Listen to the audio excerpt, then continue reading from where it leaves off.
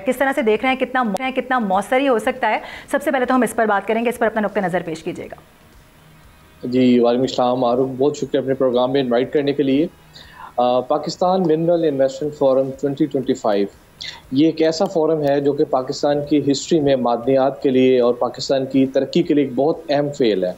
क्योंकि आपको बताता चलूँ, पाकिस्तान मैं जियो साइंटिस्ट हूँ, Pakistan is rich with mineral resources. हमारे पास पाकिस्तान में जो कॉपर का प्रोजेक्ट है रिकोडिक का, ये दुनिया का one of the largest under developed copper project है। और इसके साथ साथ पूरी जो चागी बेल्ट है, अभी उसमें बहुत से रिसोर्स पड़ा है, उसमें मेटालिक मिनरल्स हैं, लिथियम है, रेयर अर्थ एलिमेंट्स हैं। इसी तरह हमारे पास जो नॉर्थ की बेल्ट है जिसमें हिमालयज हैं, चित्राल का एरिया है, वहाँ पे लेड है, जिंक है, लिथियम है, मेटालिक रिसोर्सेज है और पूरी एक हमारी जेमस्टोन इंडस्ट्री है। इस तरह हमारे पास सॉल्ट का second one of the largest second deposit है। सो ये जो मिनरल इन्वेस्टमेंट फोरम है, ये पाकिस्तान की प्रॉस्पेरिटी के लिए, बिजनेस डेवलपमेंट के लिए एक बहुत अहम किरदार अदा करेगा।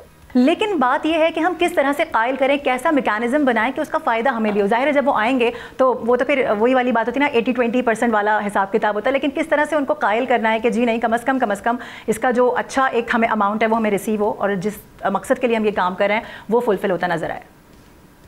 उसमें मारूफ आपको मैं बताता चलूँ, मैंने ग्लोबली ऑस्ट्रेलिया में, यूएस में काम किया है। जो ग्लोबल मॉडल होता है उसमें जो होता है कि जब भी कोई इन्वेस्टर आता है तो लोकल कंट्री में रेगुलेटरी बॉडीज़ होती हैं जो कि मेक श्योर करती हैं कि फॉरेन इन्वेस्टमेंट सिक्योर हो, उनको फैसिलिटीज़ प्रोवाइड किया जाए। ठीक है, जिससे कनाडा में है, ऑस्ट्रेलिया में है।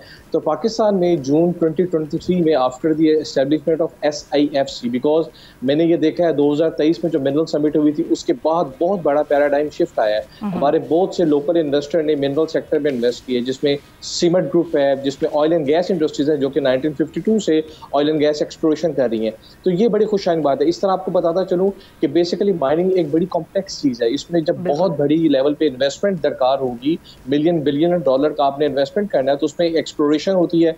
एक्सप्लोरेशन के बाद जो गवर्नमेंट को स्टेप्स लेने चाहिए वो ये हो कि पाकिस्तान को जो डिफरेंट टेक्टोनिक जोन्स में डिवाइड किया, उसकी रीजनल स्टडीज हों।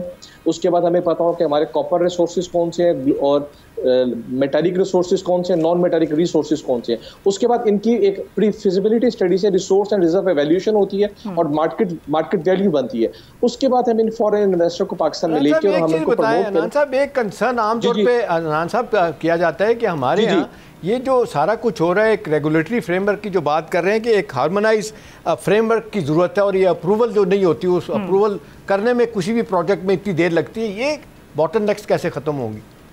हाँ, ये आपको बताता चलो, SIFC have played a really well role. आपको बताता चलो, बेसिकली पाकिस्तान में जो जितने भी मिनरल्स हैं ना, ये है प्रोविंशियल प्रॉपर्टीज। तो जो भी इन्वेस्टर आता था उनको पहले फेडरल डिपार्टमेंट से डील करना पड़ता था, देन वो उसको प्रमोट करते थे।